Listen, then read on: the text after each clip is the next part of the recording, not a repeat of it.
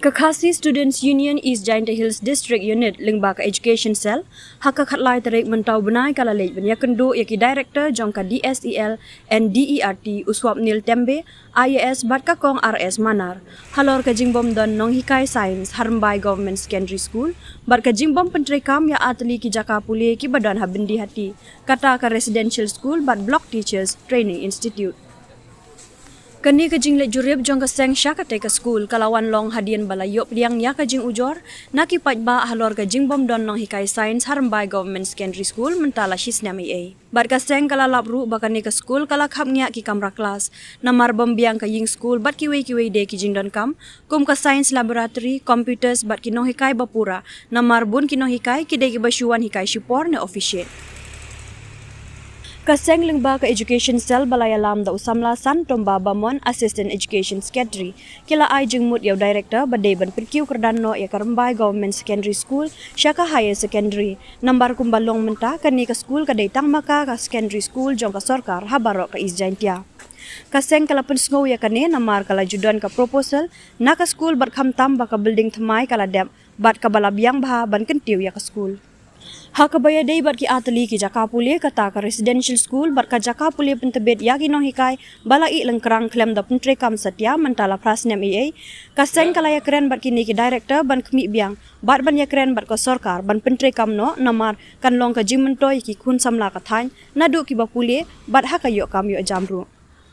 Nalor kata ka seng lingba ukurwo kalau ong ru bakadang yai budin ru ya ka jingsha isyra kani ka residential school bat ka Block Institute of Teachers Education ki badan ha district bat penpau ru bakila yo jingtip bakatanat badai pet kadang yale ban yo pisa ban penbah bat tay biang yaki khamtam na ka central fund. Hakane ka jinga kendu na kaliang u director ka DSEL ula ai khublai ru ya ka seng ka balapan sngau ya kini ki mat bat ula kular ru ban budin khnang ban la ban perkloy ya kani ka kam. Nakabenta ka jing mentoy jong ki nong snong ka district hibarok kaway. Habaya day bat ka Block Institute of Teachers Education kaseng kalayo jing tiap baya kani ka project omsyam la isyra Henry kadangdon hapadeng ka jing penkre ban pentraino.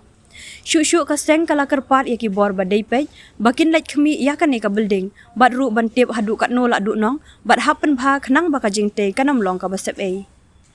Syuk kaseng kala ong ru baka snothu bakani ka project kadai na ka benta ka Block Institute of Teachers Education bat kaseng kayai ban baya kani ka project kadai ban kentiu no shisndan syaka District Institute of Teachers Education khnang bakan long ka jiyo nong ya ka district hibarok kaway. Habaya day bat ki residential school kaseng kayo jingtip baka tanat badai pej kadang ya le ban yo pisa ban penbha bat ban tay biang bat ya kani la ban mang na ka central fund ka sorkar pedeng.